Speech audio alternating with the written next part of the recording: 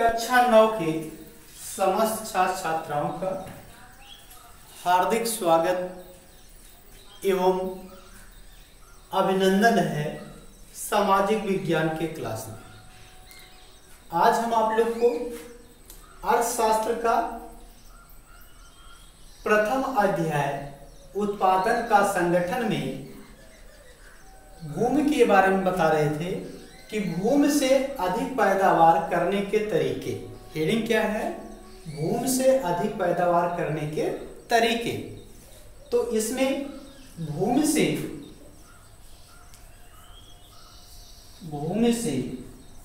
अधिक पैदा भूमि से देखिए, भूमि से अधिक पैदावार करने के तरीके हेडिंग है आपकी। तो भूमि से अधिक पैदावार करने की निम्न विधियां या निम्न तरीके हैं।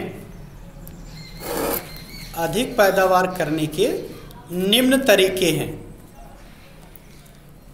निम्न तरीके हैं या निम्न उपाय हैं। आज हम देखते हैं कि हमारे पास जितनी भूमि है उसी में हम अधिक से अधिक पैदावार निम्नलिखित उपाय करके कर सकते हैं। तो जैसे इसमें है, नंबर 1 है फसल चक्रीकरण। फसल चक्रीकरण, फसल चक्रीकरण। इसमें देखेंगे फसल चक्रीकरण किसे कहते हैं। इसमें देखेंगे फसल चक्रीकरण। दूसरा है सिंचाई की सुविधा। सिंचाई की सुविधा। तो फसल चक्रीकरण उसे कहते हैं जब हम अपनी भूमि में फसलों को अदल बदल कर बोते हैं। जैसे एक बार रबी की फसल, फिर खरीफ की फसल, फिर जायद की फसल के अतिरिक्त हम जब जैसे एक बार उसी खेत में या एक ही खेत में एक ही भूमि पर एक ही प्रकार की फसल का उत्पादन नहीं करना चाहिए, यानी फसलों को अदल बदल करके बोना चाहिए, उसे हम कहते हैं फसल चक्रीकरण।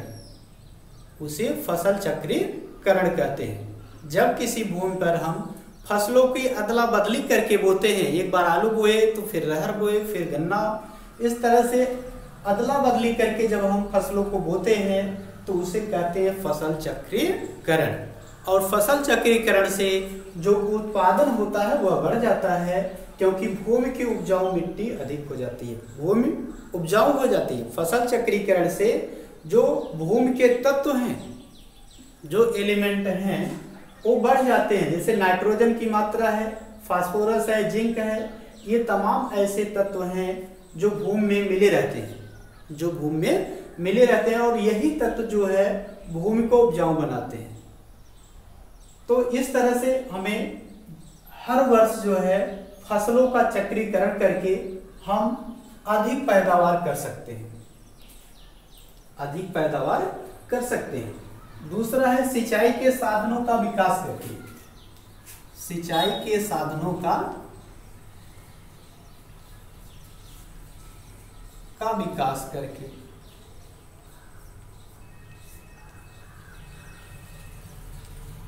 अब देखेंगे, एक तो फसल चक्रीकरण हो गया। अब सिंचाई के साधन, अर्थात वे साधन जिनके माध्यम से हम विभिन्न फसलों की सिंचाई करते हैं उसे सिंचाई के साधन कहते हैं। तो अब सिंचाई के साधन कौन कौन से हैं? जैसे नदी है, नहर है, नल है, नलकूप है, हैंडपंप है, समरसेबल है। ये तमाम ऐसे उपकरण हैं जिनके माध्यम से हम सिंचाई करके फसल की पैदावार को बढ़ा सकते हैं। क्योंकि आपको पता है कि पहले सिंचाई के साधन बहुत कम थे, सभी किसान वर्षा पर निर्भर होते थे, और जब वर्षा होती थी तो फसल उत्पादन बढ़ जाता था, और जब वर्षा नहीं होती थी तो फसलें सूख जाती थी। अर्थात पहले के जो मानव थे या हम लोग थे वे किस पर निर्भर थे? वर्षा पर निर्भर थे। किंतु आज हम लोगों ने अपने विवेक के द्वारा, अपनी बुद्धि के द्वारा सिंचाई के साधनों का विकास करके हम लोगों ने क्या किया? आज वर्षा पर निर्भर न होकर के, यदि वर्षा हो तो भी और न भी हो तो भी हम सिंचाई के साधनों के माध्यम से फसलों की सिंचाई करके हम फसल को सूखने से बचा सकते हैं और उत्पादन में बढ़ा सकते हैं। तो ये सिंचाई के साधन जैसे नलकूपों की संख्या है, समरसेबल है, ये तमाम ऐसे साधन है, या नहरों की शाखाएं, नदियों को नहरों से जोड़ दिया गया। नहरों की खुदाई सातवाहन, आप लोग जानते हैं कि सातवाहन वंश के शासक जो थे नदी से नहर खुदवा देते थे। जिस भाग में सिंचाई के साधन नहीं होते थे उस भाग में नहर खुदवा देते थे और उस नहर की कई शाखाएं जोड़ देते थे नहर से, जिससे हर क्षेत्र में सिंचाई होती थी। और सिंचाई होने से, जैसे राजस्थान का क्षेत्र आप देखते हैं कि जब इंदिरा गांधी ने इंदिरा नहर की खुदाई कराया तो जो मरुभूमि थी, जो मरुस्थल थे, जो रेगिस्तान थे, वे उपजाऊ भूमि में बदलने लगे। धीरे धीरे वहां जल पहुंचने लगा, लोग सिंचाई करके वहां की खेती को अधिक से अधिक पैदावार करने लगे। तो ये तमाम ऐसे कारण हैं जिसमें फसल चक्रीकरण, सिंचाई के साधनों का विकास। तीसरा है समतलीकरण।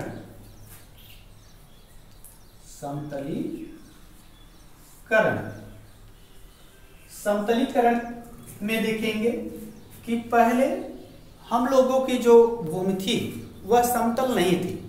वो क्या थी? वो ढालू थी, ऊबड़ खाबड़ थी।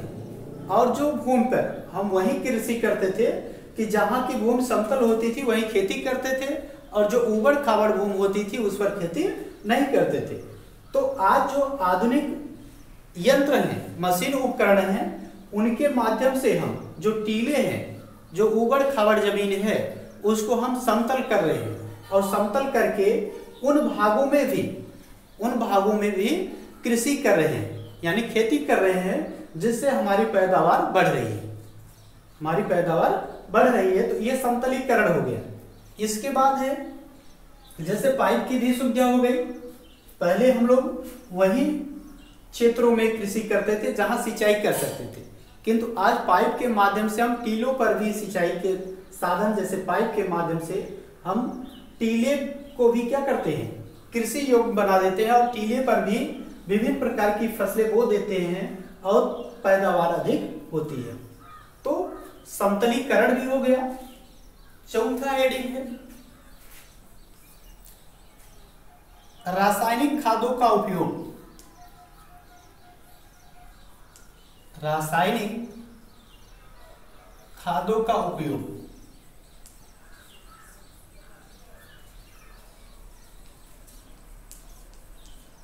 इसमें देखेंगे,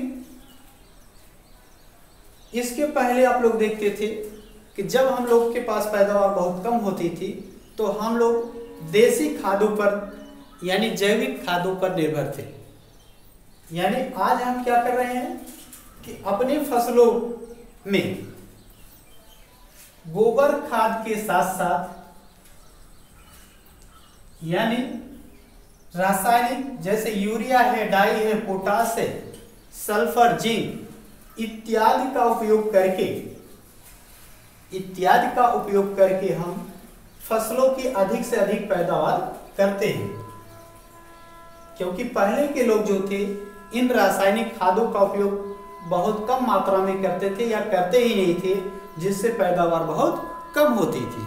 तो ऐसे कई कारण हैं जिनके माध्यम से हम भूमि तो वही है, उतनी ही भूमि पर अधिक से अधिक पैदावार कर रहे हैं। तो इस तरह से एक कई बिंदु हो गए जिसके माध्यम से हम उसी भूमि से अधिक पैदावार करने के तरीके खोजे और उसी के माध्यम से पैदावार बढ़ा करके हम अपनी आय को दूनी कर सकते हैं। आज के लिए बस इतना ही।